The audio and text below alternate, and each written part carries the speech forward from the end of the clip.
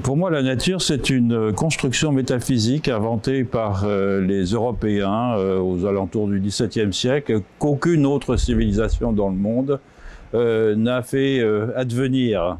Et c'est un instrument qui permet de mettre face à face la totalité du monde et les humains comme sujets, la totalité du monde devenant un système de ressources, des objets sur lesquels exercer la recherche et acquérir des connaissances. Et de ce point de vue-là, c'est une spécificité complètement propre à l'Occident. On a pu montrer que nulle part ailleurs n'existait de concept analogue à celui de nature.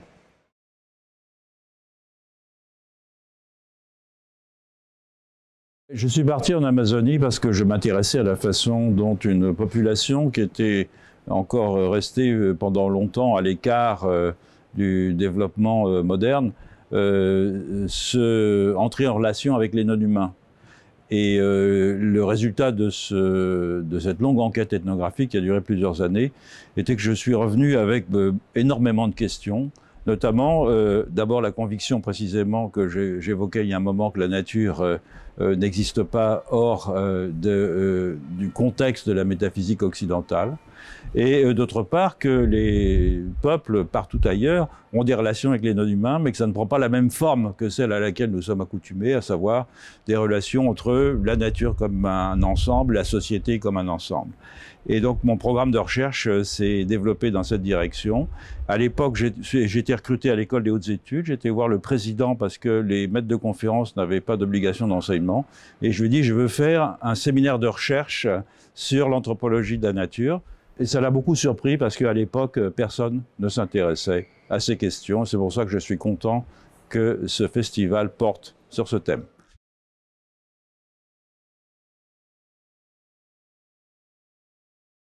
Les sciences sociales sont issues de la philosophie des Lumières, c'est-à-dire du mouvement intellectuel au moyen duquel les sociétés européennes, certaines en tout cas, ont pensé leur émancipation par rapport à une situation antérieure qui était celle de société d'ordre. Et de ce point de vue-là, les concepts que les sciences sociales emploient sont nécessairement, depuis leur origine, liés à un projet politique et un projet historique. Et je pense que l'ensemble des praticiens des sciences sociales sont engagés dans cette réflexion qui est à la fois une nécessité de comprendre le temps présent en tant qu'il s'enracine et dépend de circonstances historiques qui l'ont précédé, et en même temps d'envisager un futur qui soit différent du futur actuel. Donc de ce point de vue-là, les sciences sociales sont par définition dans la cité.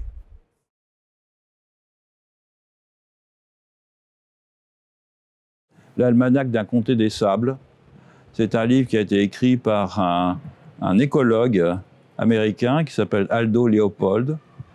C'est un ingénieur forestier qui parle avec une intelligence remarquable des rapports que les humains entretiennent avec des non-humains, avec des plantes, avec des animaux et en général avec des écosystèmes.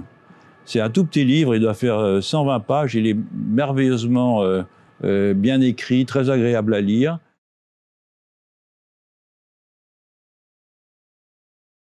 J'étais absolument ravi, puisque je parlais avec Judith Schell, de voir tant de jeunes en particulier, d'étudiants, assister à notre première séance et de voir l'enthousiasme avec lequel les Marseillais ont répondu au fond à cette offre que l'École des hautes études propose d'un festival dont j'espère qu'il va se poursuivre et se développer au fil des années.